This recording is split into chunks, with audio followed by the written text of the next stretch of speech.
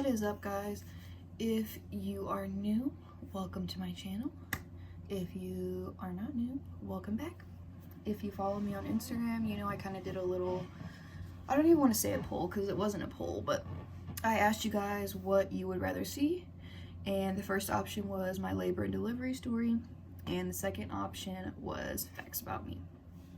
Now, mostly all of you guys picked the labor and delivery story, which is probably for the best because I'm honestly really boring.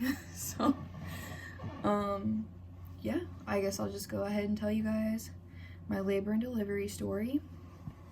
When I had 2 appointments left, and I was on my way to the second to last appointment with Isaiah. And the whole week before, like as soon as I made the appointment, I was like, oh my gosh, Isaiah, they need to induce me. I'm so uncomfortable.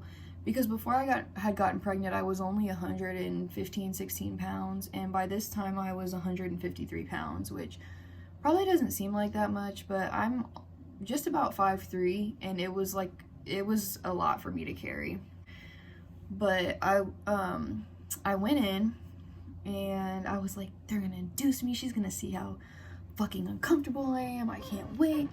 I told Isaiah in the car, I said, if she doesn't induce me, I'm gonna break all this shit, start ripping shit off the walls. I'm so ready to have her. And we get in there, and she was like, she checks me. She goes, you're only dilated at a 1.5. I was like, dude. But she was head down, and I basically told her, you know, I wanted to be induced. I was extremely uncomfortable. She was like, well, we're not gonna induce you, but I can strip your membranes today, and it basically has a 50-50 chance of working. So she goes, if it works, you should know by tomorrow, and if it doesn't, then you just won't feel any different. She goes, but either way, I don't think that we'll see you by your next appointment. I think that you'll have her before your 40 weeks. So I was like, okay, go ahead and do it. So she did it. We got in the car, and I was like, oh my gosh, Isaiah, this is such bullshit. And he's like, I know, babe, but it'll be fine. It's just 1 more week, you know. And after that, I went home. I went to bed. It was a regular night. After that, Isaiah stayed the night. And at this time, he wasn't living with me at my grandma's house, but he was over there pretty much every night. He worked. He got off at 11. Yeah, he worked 3 to 11, I think. So he would come over, he would stop and get me food or whatever, and then come over to my house. And so he did that. The next day, I woke up, and he was like, we're gonna run some errands. Xavier wants to go to the mall. Xavier's his little brother. And I was like, okay. So I woke up, and I started getting ready, and as I'm sitting in front of the mirror, just crisscross, Indian style, I start feeling a contraction, and I'm like, in my mind, I immediately start thinking, oh shit, it worked. So I'm like, okay, I'm gonna get ready. I'm gonna do my makeup because I'm gonna be cute when I have her. Now I know she's coming. So my hair's straight, my makeup's done. I mean, I was ready. And so we get to the mall with Xavier. We're walking around, and my contractions start getting pretty bad, or what I thought was pretty bad, because again, I had never had a baby. And so we're walking around, and Xavier notices that I'm in pain, and he's like, we can go if you want. He's nervous. He's like, we can leave. It's okay. We'd only been there an hour. And I was like, no, you guys just keep walking. And eventually I start trailing behind them, grabbing the railing because I'm hurting. And Xavier was like, it's fine, Whit, we can go. So we leave, we drop Xavier off, and I told Isaiah, I was like, I think we really need to go in. So we drop him off, and we leave straight from there to the hospital. I had her at Truman Lakewood. So it was a 20-minute drive from where we were at in Independence. And, excuse me, we got there, she checked me. I was only dilated, still at a 1.5. I was like, okay, what the fuck? So my contractions started slowing down. They were monitoring them. They were monitoring the baby's heartbeat. We were there till about 9 o'clock, and finally, after being there for 3.5, 4 hours, they finally fucking sent us home. And they were basically like, you can have sex, you can get on a yoga ball. She's like, what I would recommend is just getting in a warm bath and rocking back and forth to get the process going. You got your membrane stripped and you said you were feeling contractions, so it might just get everything started stronger. And I was like, okay. So I get home. By the time we get home and discharged and everything, it's like 10 o'clock. Or I should say I got home, because that night Isaiah went home to pack his stuff, because we had decided he was going to move in like right before Jetland came. So again, it was like the next day would have been a week before my due date. And I was like, just go home and pack your stuff or whatever. That was the plan. So he did. He dropped me off after we ate and everything. And I laid down for a little bit. Still didn't feel anything. And I got in the bathtub eventually. And I started rocking back and forth in the bathtub. And I did that for about 10 minutes. I was like, I just felt so stupid doing it. I remember I was like, oh my gosh, I feel like a little ass kid. Like, this water is splashing as I'm rocking in the bathtub. So I did that, and I remember getting out, and I stood next to my bed and like to put my pants on, and I just remember feeling this sharp pain down by my crotch, and I was like, that shit worked. I was like, what the fuck? So about 5-10 minutes later, I started having really bad contractions. And I went into my grandma's room and I said, hey, it's time. And I had just gotten home at 10 o'clock. I was leaving at midnight, so I had only been home 2 hours. So we go back to the hospital, and they get me back in this room again. They're like, oh, you're back. And I'm like, no, but I'm really hurting this time. And at this point, I'm not even cute anymore. All my makeup's like washed off. My eyebrows are gone. My hair, I mean, it's still straight, but like, it's not cute anymore. It's frizzed out from me being in like the steamy bathtub. And so I'm laying there, and I'm not crying, but I'm whining, because this is like the real deal. I thought I was in labor at 9 o'clock, but really, like, this was like the actual thing, and I knew it. And so I'm laying there. They checked me. I was only at, I don't even think I was at a 2 yet. And they were like, we can't admit you until you're a 3. So I was back in that room for maybe 3 hours, just in pain, like tossing from side to side. My grandma's getting pissed. Every 20-30 minutes, she's like, you need to come in here and check her. You need to come in here and check her. She's being one of those people. So finally they come in. I'm in so much pain, and I'm like, if they don't admit me, if I'm not at a 3 right now, then I'm gonna lose my shit. I told my grandma, I was like, I'm really gonna lose my shit. So the nurse came in, and she was like, yeah, you're finally at a 3.5. It had been like an hour since the last time they checked me. They're like, we're getting a room ready for you. They come back about 20 minutes later, and I'm expecting, you know, a wheelchair or something, because I feel like the lower part of my body is gonna come detached for me. It hurt. And so, no, they're like, your room's right down the hall. We're just going to have you walk. I looked at my grandma. She looked at me. I said, walk? She was like, yeah, don't worry. It's going to help with the process. And I'm just like, I don't want to walk. Like, so, but I walked. And when I tell y'all, this was the longest walk. I was stopping. I was leaning on the wall. This was like a big dramatic thing, because my shit was hurting. So I get to my room, and immediately I'm like, can you send an order down for an epidural? Because I'm at a 3.5. I know I can get one. Like, just send it off. I want the paperwork. I want it now. So she does that, and then she's like, it's going to take a little bit because he's got a few to do before you, but in the meantime, you can get in this jacuzzi bathtub. If you've had a baby at Truman, you know they have this jacuzzi tub that's in a dim lighted room, and it's got jets, and it's just supposed to be really relaxing, but let's be real, labor's not relaxing, so it really doesn't matter what you do. And I went in there, and I was in there for about an hour. At this point, I was so exhausted. I remember I had a towel behind my neck.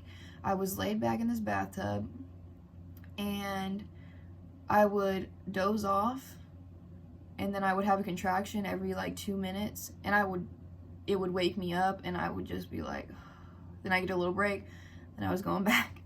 So it was to the point to where I didn't even want to get out of the bathtub, the jacuzzi tub. I was like, this is just hurting so bad. The pain wasn't helping a lot, but it felt a little better than just sitting there. But I finally dried off and I got out, went back to my room, and I didn't even get dressed. I had socks on, my underwear, and then a hospital gown because I didn't really care. And I wanted it to be easy when they checked me.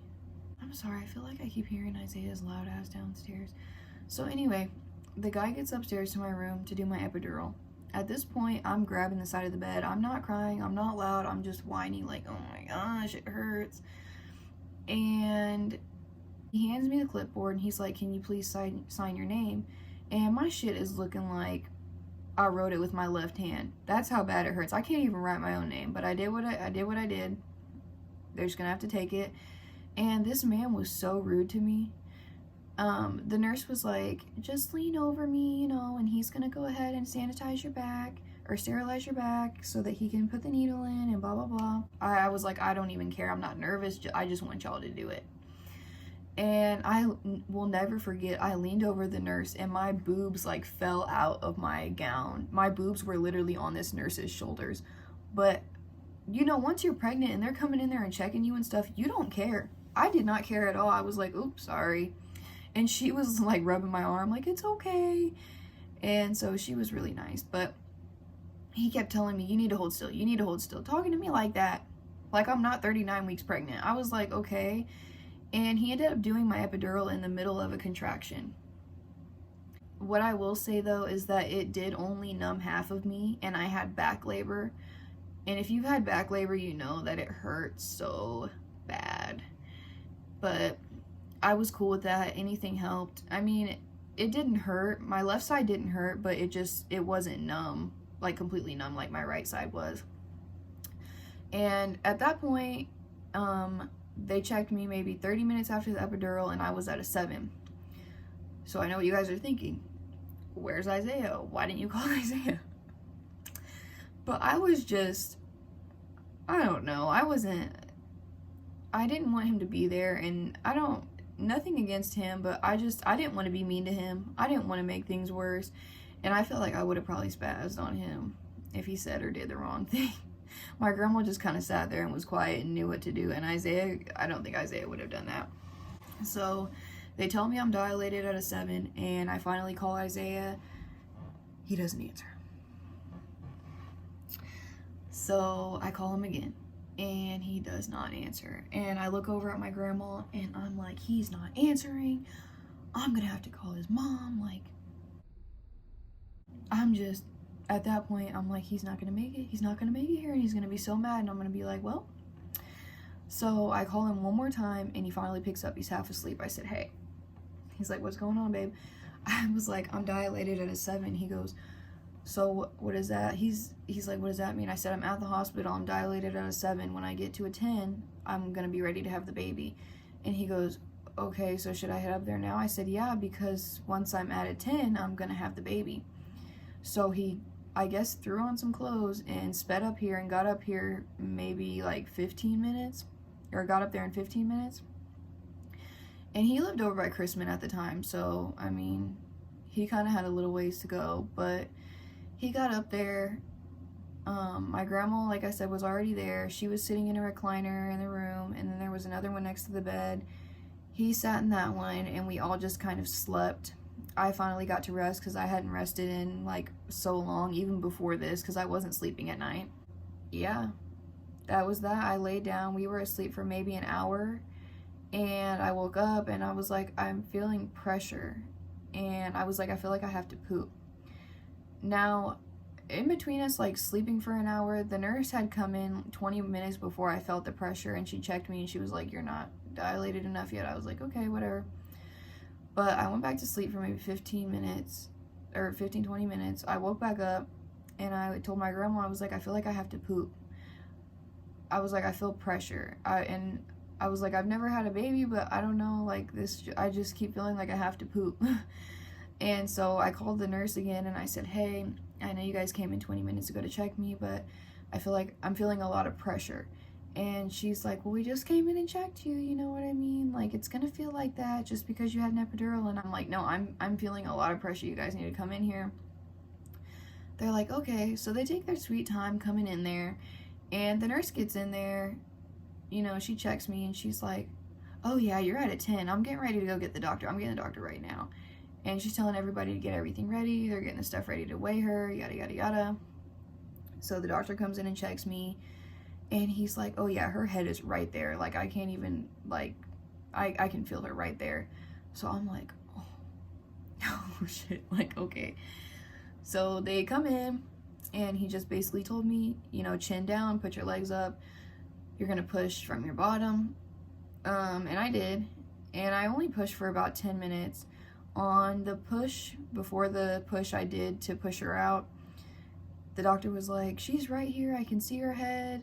She has so much hair. Do you want to see it? And I'm like, no. I was like, she does have hair though? He was like, yeah. And so I pushed her out on that fourth push. They put her on my chest and she was facing Isaiah. So I didn't see what her face looked like yet. And I was just too exhausted anyway. But Isaiah was like, she's so beautiful. And I was like, oh, that's so nice. Like, with my eyes closed. And I'm pretty sure my grandma was off in the corner crying, but they finally faced her towards me, and she looked just like Isaiah. I was like, yeah, it was a pretty easy labor. I had her, whatever. 2 days later, we went home. Jetlyn was fine. Jetlyn's well. She was healthy. I was happy. She didn't have any problems after that. I unfortunately went to the hospital a few times after that because it had just messed up my intestines and stuff so bad. But I made a full recovery, and so I'm really glad that happened. But yeah, that's the end of my story. Thanks for watching, you guys. Like, share, and subscribe. Don't forget to comment if you guys have any other suggestions, just because I have just been drawing blanks as far as content goes. So I would really appreciate it if you guys made some comments about what you'd want to see. All right, thanks guys.